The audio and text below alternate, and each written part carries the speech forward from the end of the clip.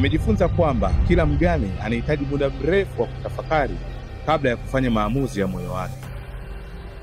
Lakini pia ingekaa vizuri kama wagane nao wangekuwa na muda wa kuwa ndani alau kwa siku 90 tu. Hii inatokana kwamba mwanaume anachukua muda mrefu kidogo kusafisha kovu kuliko mwanamke. Nilijua natibia kovu, kumbe nimeenda kuchimba kidonda.